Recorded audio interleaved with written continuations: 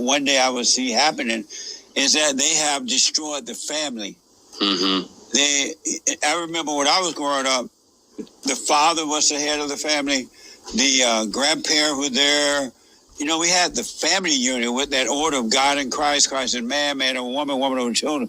That's gone now.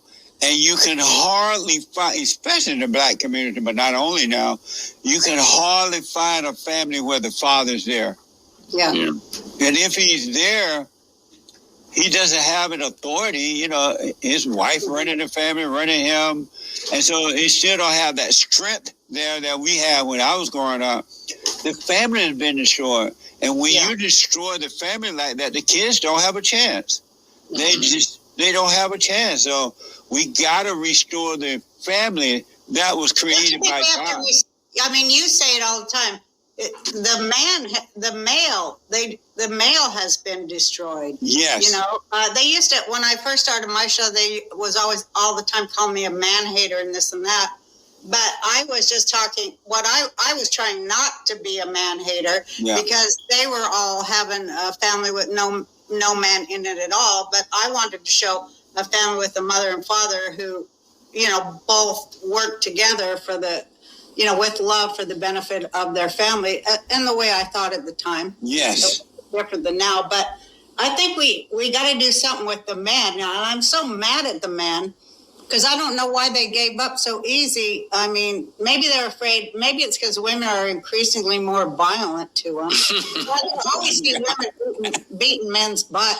When I would go on stage in Austin, I'm telling you, I would say, I mean, I had a couple of drinks and I was loose, you know, but I said, how many men here are getting their butts beat by their wives or girlfriends? Because I just know it's huge numbers because the women are excused for their violence every minute, every day. I can't stand it. Yes. But you wouldn't believe how many men started applauding. It was shocking and sad. This was in Austin, too. And I go, why are you putting up with these women doing like this? Why are you doing that? Why are you letting them do that to you? Why are they letting them do it? Yeah. You know, I totally agree with you. When I first started asking that question, how many of you guys allow women to beat up on you? Why? I was stunned at the number of men who are getting beat up by their girlfriends or wives or live-in, and the men won't do anything. They're afraid to. And now they're telling me that they're afraid to react because they might go to jail. They will. Because all the woman has to say is, "Oh, he hit me." Yeah. Or he was verbal abusive, and the man is not even given a chance because the court is not for the man. They're only on the side of the woman, and so a lot of men are afraid. But what's really but they're not just on the side of the women. I think they're on the side of whoever is wrong. You know, they're just on the side of the wrong. Yeah, but and then again, but the real deal is they're afraid of their mothers. I think so. You know, when they were growing up, their mother was angry, and she would impose her will on the kids. I was kidding. I can speak on this, Jesse. No, I will say it is a lot of the feminists because I was born in 1978, so I grew up in the 80s and 90s, and I can answer this question why guys put up with this shit is we're told in first grade, second grade, third grade, and so on from every angle, from television, from teachers, basically that if you're a man, your job is to keep quiet, don't push, don't fight back. You're a toxic male, and it got worse. I used to talk about this all the time. Yeah. And it's men now. They're pussies, but I think they're doing it also because they have to. If they stand up, they're kind of forced into it. It's just the state. It's just the way it is. And I want to. What it is, they're afraid of the spirit of their mothers. They were to face their mothers and forgive them for imposing a will on them and turning them away from their fathers. I promise you, if they would face their mother, the hardest thing in the world for the average man to do is to go to his mother and say, "Mother, I have been resenting you, angry at you all of my life because you imposed your will on me. You turned me away from my father, and now I feel like something is missing. The love of a father is missing. I can't find my identity." if they face their mother and forgive them and forgive the father for not protecting them from the mother, the fear would be gone and they would be able to deal with every human being in the same way with no fear and with perfect love. And love is not a feeling, but we'll get into that later, but with perfect love. But if they don't overcome the spirit of the mother, they're never going to be able to deal with those spirits in other women, because every woman they get involved with, you become attracted to what you hate. So every woman they get involved with is mama. And so the guy end up becoming the boy, and the wife end up becoming the mama, and the cycle repeats itself. But they got to face mama and let the anger go so they can be free of the spirit of the mother. That's what the problem is. Well, didn't you have to heal, Jesse, from your relationship with your mother? Is very toxic in your early days, right? 100%. And I didn't know it until I finally asked God to let me see and understand. My mother and my father were dating when they were like 18, 19. And my mother got pregnant. And she went and she told my father, hey, I'm pregnant. And he's like, no, you can't be pregnant. And he thought that she couldn't get, because they had sex standing up. And so he thought that you couldn't get pregnant if you had sex standing up. Isn't that amazing? Sorry to laugh. That's amazing. Whoop. And I used to think the same thing growing up, because that's what they were telling us, that you cannot make a baby standing up. So whenever I dated, whenever I would have sex with my girlfriend, I would have her stand up if I could. I thought, sorry to laugh. I have never heard this. Yeah. Don't be sorry. It is funny, man, but that was the thinking at the time. And my mother was like, what are you talking about? I'm pregnant. But my father totally denied it. And from that point forward, she became angry at him and didn't want anything to do with him. And so what happened was she got married before I was born to another guy, my stepfather, who was an amazing father. You know, he was really nice to me. But I didn't accept him, though, because I had a yearning for my natural father. But, and so she tried to keep me away from him. And I resented her for that. But I didn't know it as a kid that I resented her for that. Because I would ask her, where's my dad? And my grandmother would sneak around and let my father come to see me, my real father, right? Oh. But she got mad at him, and as a result, I was mad at her, and I became just like her. I lived in my imagination. I was very emotional.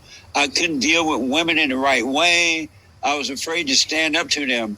But when I moved to LA, and at about the age of 38, I would go into different churches. I would read the Bible. I would give tithe and offering and doing everything, volunteer, but nothing was helping me. I still had fear. I still had the anger. So I finally asked God to let me see myself. I'm like, what's wrong with me? I still have this fear, very emotional. I can't deal with women in the right way. And God allowed me to see that I resented my mother. He just allowed me to see it. And it was holding me back in life. He allowed me to see that. And I was like, wow. How did that work? Was it just in an instant, or what did it take you time? It was in an instant. Oh. And it didn't happen the moment I asked God to let me see myself. But what happened was, one day I was getting up, getting dressed, and I'm in the mirror, and I saw inside of me a quick glance. And inside of me was a dark spirit. And it was not like the night spirit. It was like a wicked spirit. Those kind of spirits that come through your door when you're sleeping in the bedroom. Yeah. And the spirits are kind of flying around in the whatever, dark clothes. It was like that. And I saw that in me, and I didn't know I had that in me. And I'm like, what the? And, that's scary. What did you do? And so it just happened at a glance, and I knew I had to go and forgive my mother. And so she came to LA to visit her sister, and I'm driving over there, 38 years old now. I'm driving over there, and fear just overtook me. I could barely breathe. And I'm like, why am I so afraid to go and tell my mother I'm sorry for resenting her? And I realized that because I resented her, I had fear of her. I couldn't be honest with her. I couldn't correct her. I couldn't disagree because of the fear. And so I get there, and I had to walk up 3 little steps, 2 or 3 little steps at the house. I went in. She's sitting there having fun with her sister. They're laughing. You know how black women laugh real loud. And, and I'm Jewish having ladies do too. Yeah, Jewish women. yeah, Absolutely. I you're can- right. Yeah. And so the devil telling me, oh, you can't talk to her now. You're going to mess up her vacation. But I knew I had to forgive her so I could be free. And I called into the room away from the family. And I told her all of my life, I have been resenting you because you tried to turn me away from my father. And I resented you for that. And I realize now you cannot help yourself. So I'm sorry for resenting you. And my life changed. And it has never been the same since. Wow. It just Well, wait, I gotta hear what did she say when you said that? she started crying, and she apologized, and Wow. she said to me, "I'm really sorry. I didn't know I had done that to you." And then the first time in my life, she told me about her life and exactly what she had done to me. My grandmother, her mother, had done that to her, and she resented her mother. And I never knew that. I thought my grandmother was an angel sent by God. But my mother resented her mother because her mother did the same thing to her, imposed on her, tried to keep her away from her father and all that. And she told me about her life, and exactly what she did to me was done to her. And it just goes on from generation to generation. And it Because just, it's unexamined. When it's unexamined, of course you're going to keep living it because you're not really fully conscious, right? absolutely. All angry people are unconscious. Their eyes are open, but they're dead. They're not Yes. alive. I agree with you. And I have not, and my mother and I, we became close after that because I didn't know that I resented her because I felt what I thought was love for her. You know, I thought I loved my mother, right? But that was emotional love, and emotional love is not real love. God's love is a dispassionate love. Satan's love is an emotional love. I love that. I Never have heard not that. heard that. I love it. Yeah, that's why it doesn't last. It builds you up to let you down. It lets you down to build you up. It builds you up to let you down. It's always based on what you have or don't have, or somebody who is in your life or not in your life, because it's not real love. And so it builds you up and down. And after a while, you want to jump off a bridge somewhere, you know. But God's love is a light unto your feet. And you don't have any anger. You don't judge people. You don't judge situations, but you overcome them. You no longer identify with the situation because you realize you are not the situation. You're just dealing with the issue. It's not personal. And if somebody curse you out or yell at you or call you names, it has nothing to do with you. You know that they cannot see, and that is in them. It's not in you. And you're able to live heaven on earth. Paradise right here on earth, but you got to forgive and walk in the light of God, and the light is inside of us, and that light is not going to shine until you forgive. You got to forgive your mothers, you got to forgive your fathers, and God will forgive you. Don't ask for forgiveness. You apologize for resenting them. I'm sorry for being I angry. love that. That's a whole different context that moves all that crazy blame and all that social Yeah. engineering they've tried to get us on. Yeah, it's Absolutely. good. It's taking responsibility. And then you don't give that other person the right to define you. That's right. It just won't. They can't do it even if they try. They cannot do it because now you can see for yourself from within, and then you stop identifying with. When we're angry, we have layers and layers of false identities. There are evil spirits in our mind and emotion, right? But Right. they're all false identities. They're wicked spirits, and that's why I tell people: never call yourself a drug addict.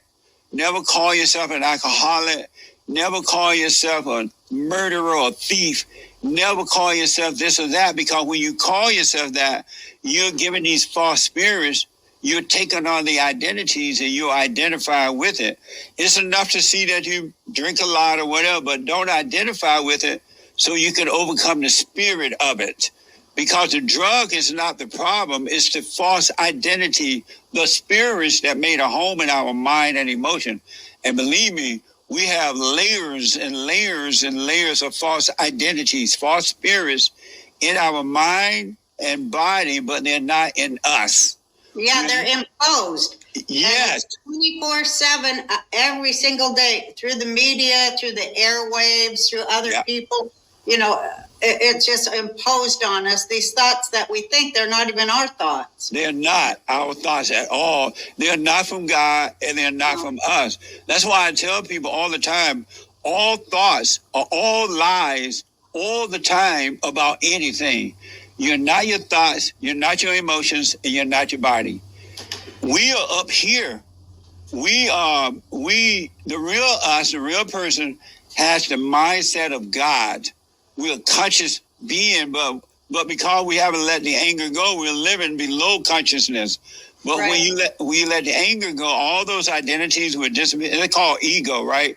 Vanity, proudness, and proud, and all that. It would That's disappear. And when that disappears, the real you will appear, and you are a son or daughter of God, and you're already free. You just didn't know it because you live in a false illusion of the imagination. Wow. I so agree with you, and all that is biblical too, because Yes. I read and study Bible, and all that is very much detailed in the Bible too. It says entities, that each person is made up of many entities. Absolutely. Very false, like a screen door floats, like air, just floats in and out. But don't trap it and keep it with you. Let it go. Yes. Just see your thoughts. Don't be your thoughts, right? That's deep. 100%. It is. It's in the Word. As the Christian would say, at the beginning of the Word, it's in the Word, right? But the Christians don't understand it because the preachers don't understand it. They don't even teach the flock that at all. And I tell them that these are your thoughts. This is you. And when you became angry at your mother, you escaped your innocence and went into your imagination. And you grew up in your thought, thinking that it was you, identifying with it. But when you're tired of the hell that you're living inside of you, because the hell is in you, right? It's in other people too, but it's in you. And as long as you're in your thought, you're living in hell. But if you want to overcome it, you got to start questioning, what's wrong with me? Why am I so angry? Look within, and God will show you that you're angry, and that anger is separating you from Him, from God, from love. And He will bring you out of those thoughts, and you will start seeing them as they're going, coming and going, right? And if you don't identify with them, because they're spirits, they're false identities, they will be taken away from you. Because Satan lives in human bodies. That's why the human heart is so wicked. Satan That's lives right. in human All wars are in the human heart, in every person too. When they talk about Evil the too. war of good versus evil, well, that's in you, that you choose to do right, despite right. if you don't get paid. Karma That's too. right. Right. That's where karma is. Karma is. Yeah. Yeah. Salvation is of the heart. It's